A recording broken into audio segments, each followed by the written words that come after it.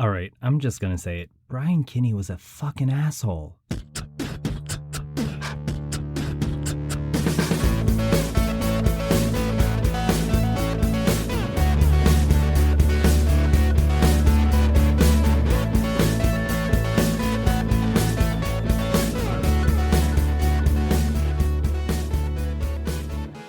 Hello, my LGBT cuties, and welcome back to another episode of A Jaded Gay. I'm Rob Lovelace, and today I'm a non-jaded gay for a very special reason. I actually just recently found out that my book is going to be published this fall, so very excited about that. Can't wait for you all to read it. It's kind of a dark, supernatural murder mystery, a little bit of Greek mythology tied in there. There's like 4 separate characters with like seemingly separate storylines that then all come together. Of course, there's a little bit of gay representation in there too.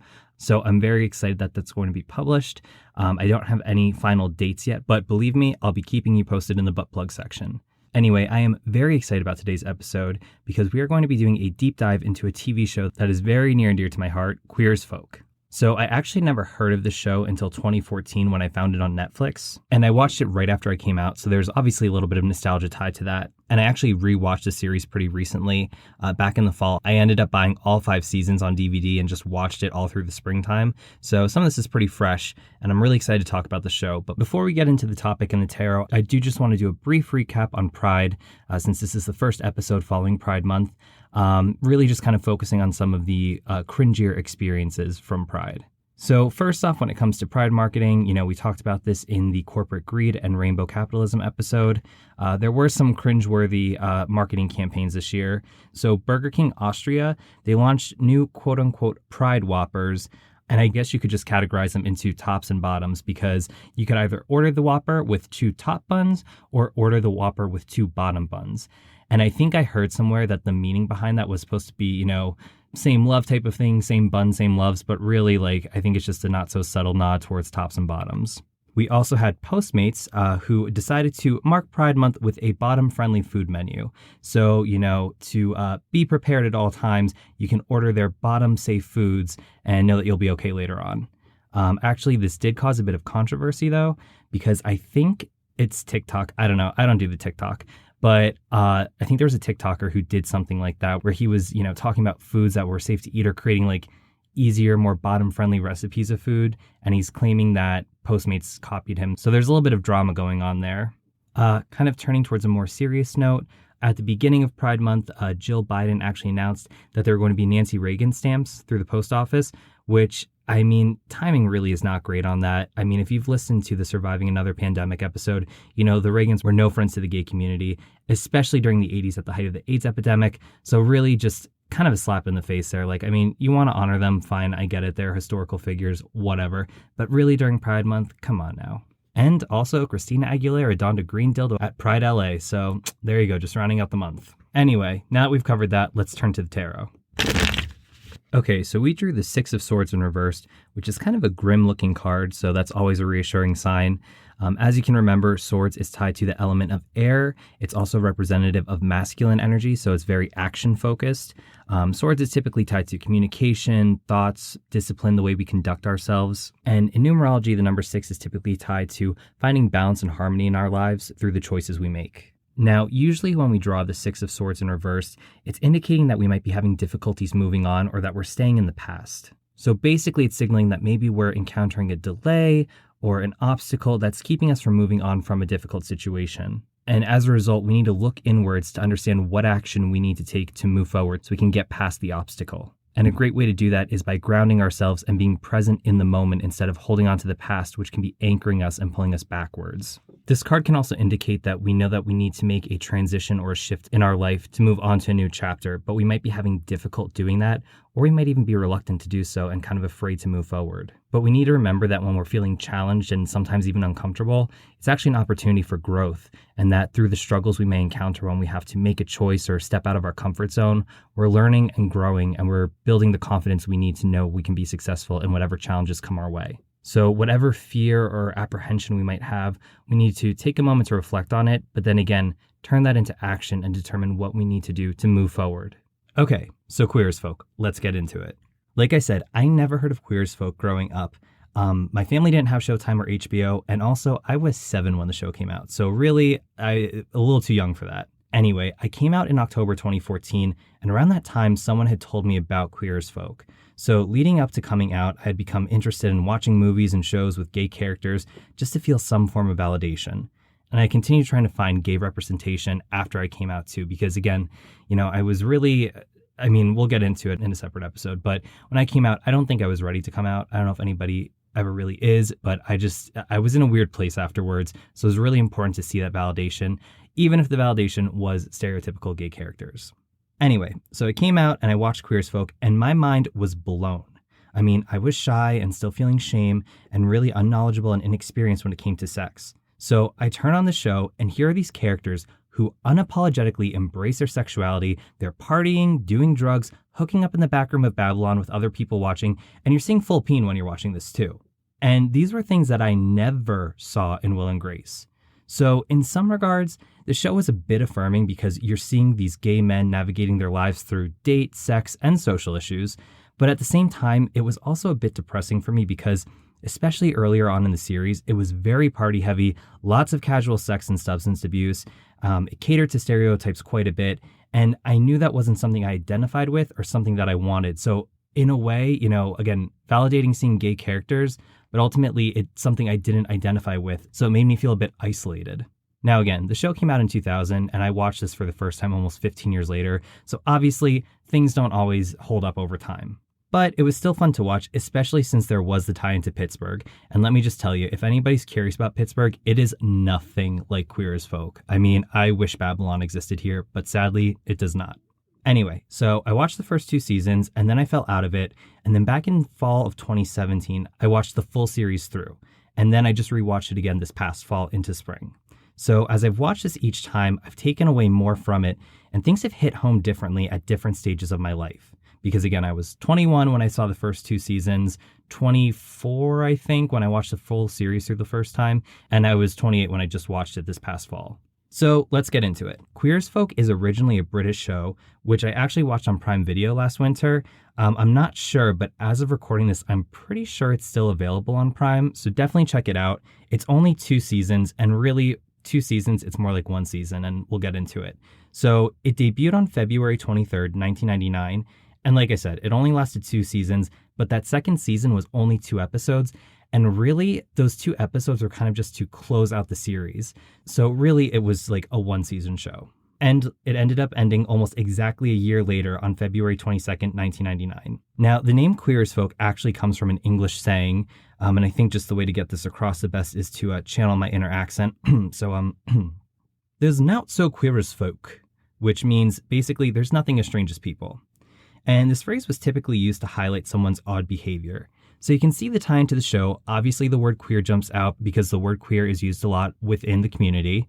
But especially given the time the show debuted, homosexuality wasn't as widely accepted, even though the 90s were kind of that gay renaissance we talked about. And funny enough, the script actually started with the title as Queer as Fuck, but that wasn't considered an appropriate name. So you still get a little bit of that cheekiness with Queer as Folk. Now, the British version focuses primarily on the lives of 3 gay men living in Manchester's gay neighborhood. So there was Stuart, who was basically the character Brian Kinney was modeled after, Vince, who is basically Michael Novotny, and then Nathan, who's Justin Taylor. Now, if you haven't ever watched Queer as Folk, that means nothing to you, but fans of the show, you'll kind of get the tie in there. Anyway, something I thought was interesting, the characters in the US version, Emmett Honeydew and Ted Schmidt, the characters they're based off of were actually only minor characters in the British version. Now, this British version pretty much became the early parts of the first season of the American version of Queer as Folk.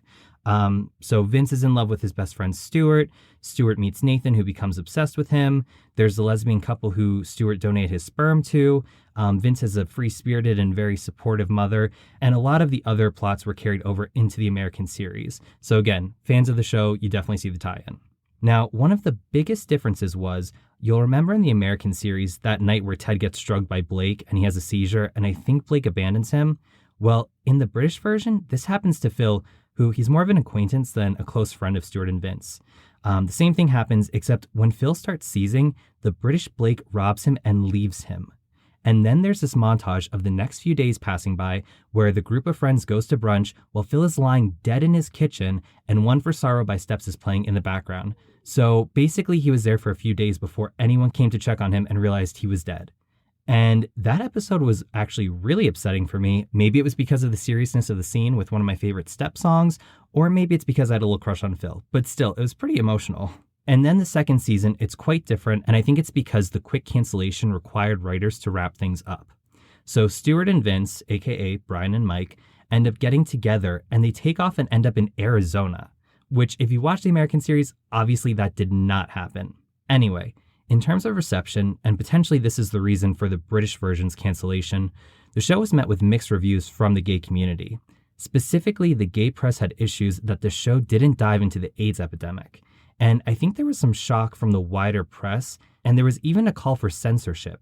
Now, interestingly enough, Beck's Brewery sponsored the first 4 episodes of Queer as Folk, but they withdrew their sponsorship, probably because of the mixed reception to the series. And this move was met with some backlash from the gay community, and the company offered to sponsor the second season, so again, those last 2 episodes, but the producers ended up turning them down. Now, despite the mixed reception, the series was a smash hit. So again, the series ended on February 22nd, 2000. And then on December 3rd, 2000, so 10 months later, the American version appears, depicting the lives of 5 gay men and a lesbian couple in Pittsburgh, Pennsylvania. And it's interesting that they chose Pittsburgh because obviously when you think of, gay cities, you think of LA, New York, Chicago, but they chose Pittsburgh because as a city, it was the closest parallel to the industrial setting in Manchester. However, like I said, the Pittsburgh you see in Queer as Folk is nothing like the Pittsburgh in real life, okay? Also, the setting doesn't even resemble Pittsburgh, and that's because it was actually filmed in Toronto. And it's funny too, because with the show being based in Pittsburgh, there are some geological mistakes. So here in Pittsburgh, we have the 3 rivers, Allegheny, Monongahela, and Ohio. But in Queer as Folk, they reference the Susquehanna River a lot, which is actually a river that runs in the eastern and central part of Pennsylvania, closer towards my hometown. So just totally off with geography there. And there was also an episode where they've referenced a former classmate who I think is supposed to be totally washed up. And they say that he now has a job in Scranton. And I don't know if that was a mistake, thinking that Scranton was closer to Pittsburgh than it is, or if it was just a coincidence that they were stating, oh yeah, he's out somewhere in the state now. But just for reference, Scranton and Pittsburgh are 4.5, 5 hours away from each other. Anyway, when I was looking into the history of the show a little bit, I found an old trailer for it, which was really kind of fun to watch. So I've included that in the show notes. And I don't know when exactly it aired, but it starts with a voiceover saying, "Exhale slowly." And then you hear club music and you see a montage of shots from the Queer as Folk theme song and people dancing at Babylon. So you get text that comes up saying, "This December, enter the world of Brian, Michael, Justin, Emmett, Ted, Lindsay, and Melanie." And it shows some of the sexier scenes from the first few episodes, like Brian stripping for Justin and Brian grabbing Michael's crotch, Brian hooking up in the bathroom at work, basically Brian just having sex nonstop, because that is his character. And then it cuts to a scene where Brian and Michael drop Justin off at school after his night with Brian, and then kind of switches gears into the more serious storylines that you see in season 1. So, we have Justin who's in love with Brian, Debbie who wants Michael to meet somebody so he'll forget about Brian, Ted feeling lonely and being told to put himself out there, and Lindsay and Melanie at the hospital with their baby Gus. So, okay, December 3rd, the show premieres in the United States, and it's largely the same episode as the British version, with the exception that Emmett and Ted are main characters, whereas, like I said, the British show, the characters they were based off of were only minor characters. So we start off with the opening theme, and the song is called Spunk by Greek Buck, and we can see why. There are hunky men go-go dancing and swimming against a colorful psychedelic background, kind of reminiscent to the grooves in the Heart music video. We were just missing Lady Miss Q dancing. And let's not forget the silhouettes of 2 guys in cowboy hats and briefs dancing in a way that simulates, well, you get it. Anyway, the first episode starts in Babylon, the hottest gay bar in Pittsburgh, sea of hot guys dancing, and then we hear Michael's opening monologue. And he says, "The thing you need to know is it's all about sex. It's true. In fact, they say that men think about sex every 28 seconds. Of course, that's straight men. Gay men, it's every 9. You can be at the supermarket or the laundromat or buying a fabulous shirt when suddenly you find yourself checking out some hot guy. Hotter than the one you saw last weekend or went home with the night before. Which explains why we're all at Babylon at 1 a.m. instead of at home in bed.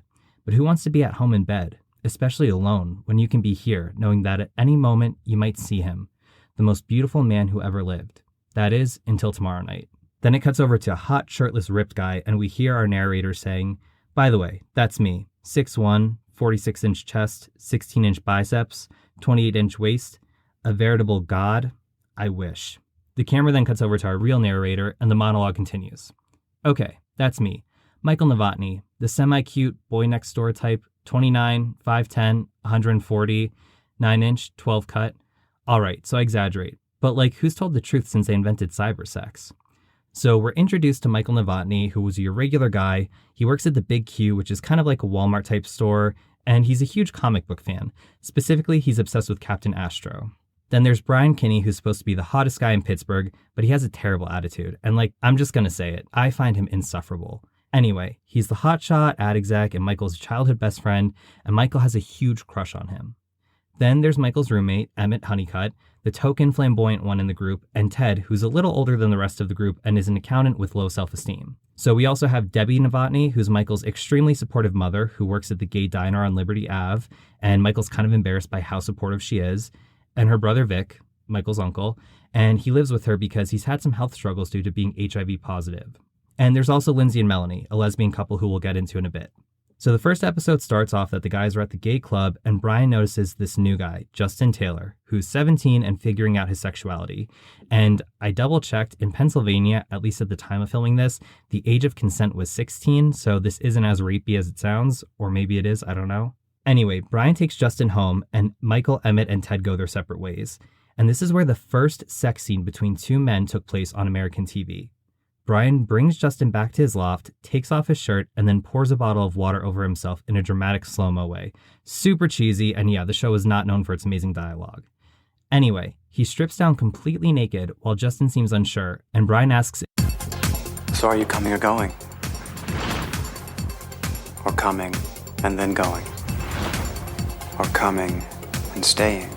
So then while Brian is edging him, he gets a phone call and answers. Something urgent is going on, and he says he'll be right there. He calls Michael, who's hooking up with a guy who's wearing a fake butt pad, and Brian, Justin, and Michael end up driving to a hospital, and they're there to visit Lindsay and Melanie, because Lindsay just delivered the couple's baby, and you find out the father is Brian because he provided the sperm donation for the couple. So he and Lindsay, I think they dated back in college, or were at least really good friends, and Melanie and Brian have a really tense relationship. After their visit, Michael drives the trio home in Brian's car because Brian took some drugs, and he gets all flirty with Justin in the back of the car and takes him home. So Michael is of course pissed because he's in love with Brian and watching his best friend that he's in love with flirt with this other younger, hotter guy. And so Michael drops him off and leaves, and back at the loft, Brian rims Justin, which you see up close and personal, although in the British version you see a little more action with it. And then they have anal sex, and Justin stays over. So the next day, Brian wakes up all groggy from his night before, and he doesn't even remember Justin's name. So ouch, that hurts. Especially for Justin, because this is his first sexual encounter. He thinks he's in love. So it's really kind of just a shitty situation. And during that time, Brian also remembers that he now has a son. So Michael wakes up to find out that Brian's Jeep was vandalized, but you don't see to what extent. And he drives and picks up Brian for work, and they have to drop Justin off at high school. So these two guys who are 29 years old are driving a 17-year-old back to his Catholic high school. The car pulls up in the front of the school, and you see the word faggot spray painted in bright pink. So before Justin leaves, then he asks Brian when he can see him again. And of course, Brian responds with the cheesy line, "You can see me in your dreams." Blech. But alas, history was made. That was the first gay sex scene on American TV. So the show went on for 5 seasons with some pretty provocative plot lines. And I feel like for the first 2 seasons, things were a little more fun. There was more partying and hookups and things like that. And then I feel the last 3 seasons became more serious. I mean, don't get me wrong, still partying, still drugs, still sex. But it definitely got more political, which makes sense because that was the George W. Bush era, which was not a great time for the LGBTQ community.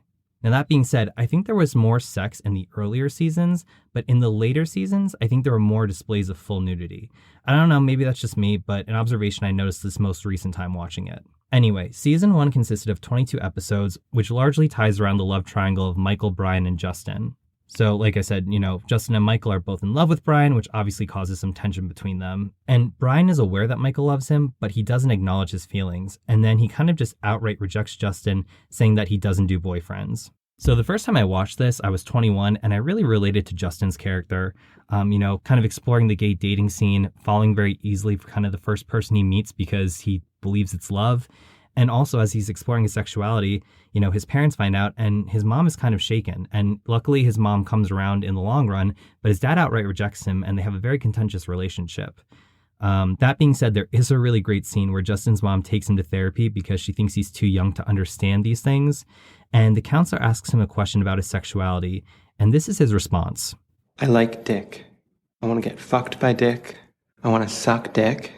I like sucking dick. And I'm good at it too. And obviously, while his mom was shocked at this, she eventually did come around and she became a big ally of the community. And that's thanks in part to Michael's mom, Debbie, who's a proud PFLAG member. But because of the dad rejecting Justin, it causes some tension and the parents actually end up divorcing. That same first season, Michael's a little bit more of a hopeless romantic type, and he's trying to date other guys, but it's tough because he always has his eyes set on Brian.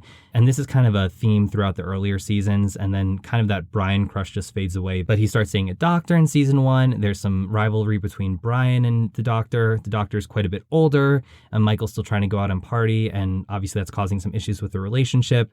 It ends up that the doctor actually has a son out in Portland, and he decides he has to move back to help out with the son because his son's having trouble in school, I think, or something like that. So Michael and the doctor end up breaking up. But while season 1, again, was largely, partying, sex, all that stuff, there was one thing that really kind of stood out to me. And even having watched it for the third time, it's still a really unsettling scene for me. It's the season 1 finale. So Brian agrees to go to Justin's prom with him and they have a great time. They dance in front of the whole school. It's kind of this really magical romantic moment. And at the end of the night, Brian kisses him goodnight and gets in his Jeep. And he looks through his car mirror and watches Justin. They're in a parking garage. He watches Justin walk away from the car. And then he sees Chris Hobbs, who is a bully that had been torturing Justin at school because he was gay. Chris Hobbs sneaks up behind Justin and actually has a baseball bat and beats him in the head with it. And Brian sees the whole thing happen through his car mirror before he can even react. So season 2 consisted of 20 episodes and picks up shortly where we left off. So after the attack, Justin doesn't have a ton of recollection of that night, and he's planning on going to art school post-graduation, but because of his injury, he has some trouble with his artistry skills, and he has to basically kind of relearn how to be an artist. And him and Brian actually kind of form a somewhat relationship, I guess an open relationship at the time. They don't think they ever really defined it, but they were living together at one point, making out with each other while they were having sex with other guys at Babylon, the old-fashioned kind of romance. Ted ends up getting fired from work because he gets caught watching porn at work, which is not a great idea. But then he ends up actually creating his own porn company and becomes pretty successful with that. And Emmett actually does some camera work for him there. Lindsay and Melanie, they continue navigating parenthood and end up getting married. And Michael starts dating a college professor named Ben, who's actually HIV positive. And this was a pretty big topic to cover. There's still a lot of stigma associated with HIV and other STDs. But back then, I think the stigma was even worse. So they do encounter some hardships in their relationship, including health scares. And actually something that I thought was pretty interesting was Michael's mom, Debbie, she's kind of against the relationship despite her brother being HIV positive because she's so afraid that Michael will become infected. And as we continue on through the season and the series, Michael and Ben get more serious. Michael ends up donating his sperm to Melanie so Lindsay and Melanie can have another baby. There's an election in Pittsburgh actually for the new mayor, and Brian lends his ad skills to help the police chief, who's actually harmed the LGBTQ plus community. And the rest of the gang is trying to encourage members of the community to come out and vote so the police chief won't win. And the police chief conducts a raid on Ted's company, the porn site, and he gets arrested for hiring someone underage, although I believe it turns out that underage person was planted by the police. And the police chief ends up closing down one of the gay bars, and Debbie finds a murdered teen in a dumpster outside the diner she works at. And it turns out that actually a police officer had killed that teen, and the police chief had covered it up. So you can really see how it's starting to get more political as we go on. And I think especially with that election, with the police chief, and then there will be another kind of political issue coming up in the final season. I think that was largely tied to the show's reaction to the Bush administration. The final 2 seasons were significantly shorter. They were only 14 and 13 episodes respectively. Season 14 largely focuses on Ted, who's recovering from a crystal meth addiction. Justin actually befriends a kid named Cody, and they form a pink posse, which is a vigilante group to protect the LGBTQ plus community from homophobic attacks. But it actually spirals and they start terrorizing straight couples. And Justin actually confronts his stalker from season 1, which was a pretty intense scene. He holds him at gunpoint and he has him get on his knees and puts the barrel of the gun in his mouth and has to make a decision if he's going to pull the trigger or not. And Melanie is pregnant at this time, and Lindsay ends up having an affair with a man, and they end up getting separated for a while and almost divorced. They get back together eventually. Brian gets diagnosed with testicular cancer, which he tries to hide from everybody else. And another storyline that really drew me in was Emmett starts seeing a professional football player who's closeted. And it's really tough for Emmett because he really cares for this guy, but understandably, he doesn't want to be this guy's secret. And Emmett is flamboyant and out and loud and proud, as he should be. And he's realizing that he's compromising himself by having this secret relationship with the football player. And towards the end, Michael and Ben get married in Canada where it's legal. They're doing some kind of bike ride from Canada to Pittsburgh. But on the way back, they're not able to get back into the United States. They get held up at the border because their marital status isn't recognized in the United States. And Michael's uncle, Debbie's brother, Vic, he actually ends up dying of AIDS-related complication, which is really upsetting and emotional. And then in the final season, the overarching theme was that the gang was fighting Proposition 14, which was a fictionalized state proposition that would take away all legal rights and benefits from same-sex couples, which is a big risk for Melanie and Lindsay because basically Melanie would have no rights to Gus, who is Lindsay's biological son, and Lindsay would have no rights to Melanie's biological daughter. And Brian ends up buying Babylon and he tries to reinvigorate it while Emmett gets hired to be Pittsburgh's resident queer guy on the local news station, which I think was a little nod to Queer Eye for the Straight Guy, because again, this was, I think, 2004 this season. And then as we get towards the end, episode 10 of the season was really heavy. And especially the first time I watched it, because Cyndi Lauper makes a guest appearance and is performing at Babylon for a fundraiser to fight Proposition 14. And the bar gets bombed. And the first time I saw this was fall 2017, so it was just a little over a year after the Pulse shooting, and I remember feeling anxiety in my chest from that. One of the, minor recurring characters ends up dying. Michael's in really critical condition, but luckily he recovers. And basically the bombing has all the characters kind of reconsidering their lives as we wrap up the end of the show. So in the season finale, Emmett and Ted both meet potential new flames, so there's hope on the horizon for them. Michael's married to Ben, and they've adopted this teen that they took in. I think in season 3, he was on the streets. So they're kind of their own little family unit, which really is all Michael wanted. Lindsay and Melanie actually decide to move to Canada because they don't feel safe in the United States, and they want to raise their children in a country where their parents are accepted. And Brian and Justin, at first they were getting married, but then they opted not to get married since they realized that marriage is denying themselves who they really are and what they really want at that point in time. And quite appropriately, the season finale, it ends with Michael and Brian dancing at Babylon in the debris of the bombing, but then it transfigures into the club we all know and love, and it's filled with that sea of hot men. And we start off the series with Michael's opening monologue, and it ends with a monologue from Michael. He says, "So the thumpa thumpa continues. It always will. No matter what happens, no matter who's president. As Our Lady of Disco, the divine Miss Gloria Gaynor has always sung to us, we will survive." So again, this show was groundbreaking for its time, not only for the sexual content, but for the topics it explored, which were certainly more explicit than Will and Grace, which ran from 1998 to 2006, so right around the same time as this show. Now, interestingly enough, the show creators were expecting uproar from more conservative viewers, cough cough Republicans, but that never really happened. They actually received some negative backlash from members of the gay community who thought the show would create negative implications regarding the depictions of gay men and feeding into certain stereotypes, which was another common issue with Will and Grace. People complained that Will and Grace fed into the stereotypes too much. And also, while the show was primarily aimed at a gay audience, Showtime found that it had a large following with heterosexual females.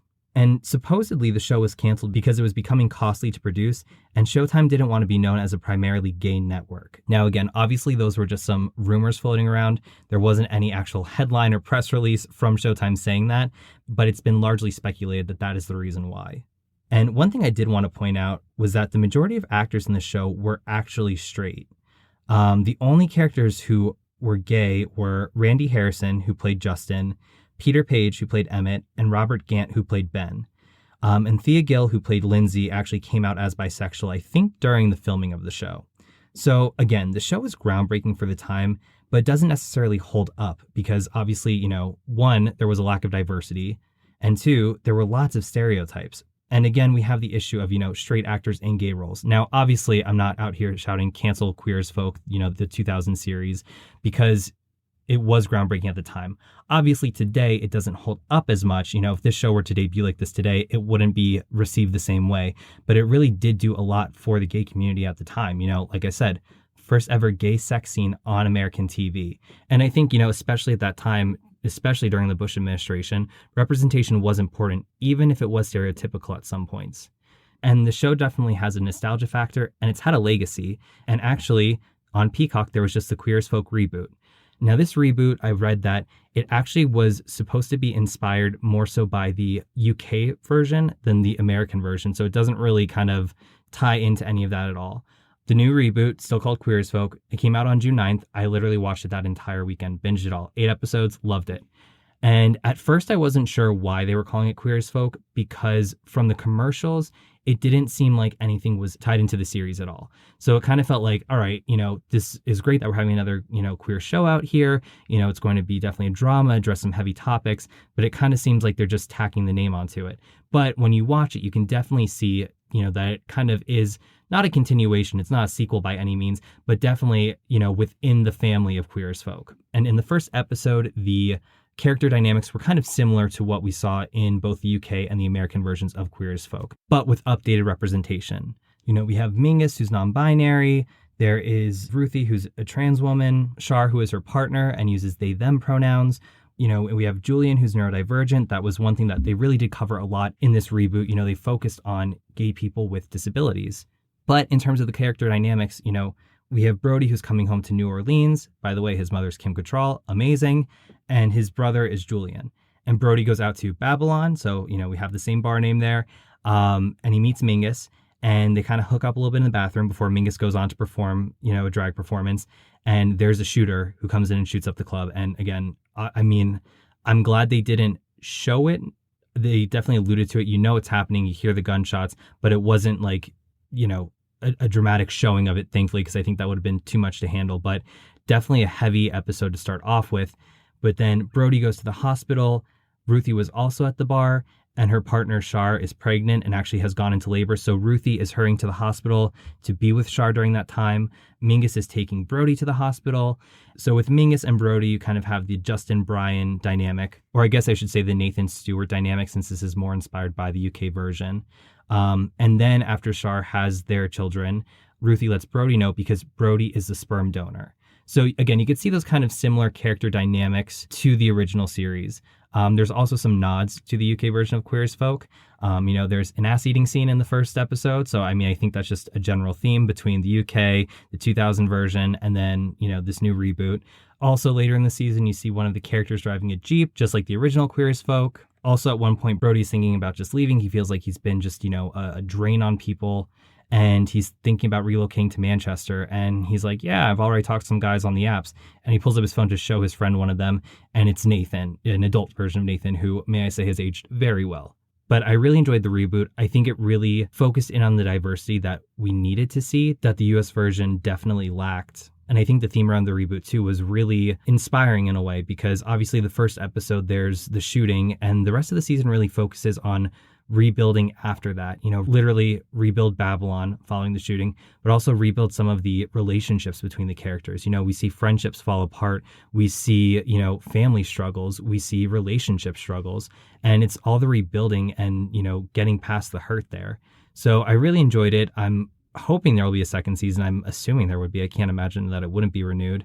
But yeah, so that's Queer as Folk. Hope you enjoyed the entire series that I just spat out to you in the however long this podcast episode is. Like I say in almost every episode when we talk about pop culture, I think representation is really important.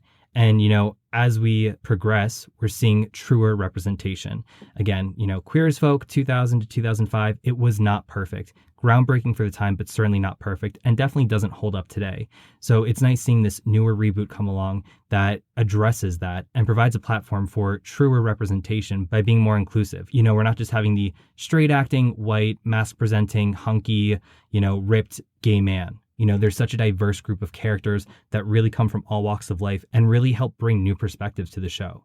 And obviously, this episode isn't really tied to emotional well-being as much, but connecting it to the tarot, the Six of Swords in reversed, it indicates that we are having trouble moving forward because we're holding on from the past, and that we need to, assess and take action to move forward. We have to move through the discomfort to learn to grow and bring on new opportunities. And I think that's something that's covered through all three franchises of Queer as Folk. The original UK version, the US version, and the reboot. Is that all these characters face struggles, whether it is, Justin coming to terms with his sexuality and being accepted by his family, or the political issues, with Proposition 8, the bombing at Babylon, or in the reboot, the shooting at Babylon, or, the broken friendships and relationships and trying to repair that. These characters are all placed in uncomfortable situations that really challenge them, but they all choose to take action, to move on, to grow, to learn from the experiences. And again, while the 2000 version may have been stereotypical, it really, I think, did provide some storylines, though, that we could all see ourselves in or relate to in some way. And it definitely helped pave the way to get to the representation we're seeing today, the truer representation, the more inclusive representation. And just to close this episode off, I'm pretty sure I said this quote in the representation episode we did earlier, but love this quote from Debbie, and I think it's just really, powerful to end on. Mourn the losses because they are many, but celebrate the victories because they are few. Thank you once again for listening. Hope you enjoyed this episode. Definitely encourage you to check out the original Queer as Folk on Amazon Prime right now. And if you haven't already, check out the reboot. It's on Peacock. Loved it. Amazing. You're definitely going to want a second season after you watch it. Please remember to rate, review, subscribe. You can send me an email, rob@ajadedgay.com. You can follow the podcast on Instagram and Twitter @ajadedgaypod. And you can follow me, Rob Loveless, on Instagram @Rob_Loveless, or on Twitter @RobJLoveless. And remember, every day is all we have, so you got to make your own happiness. Bye.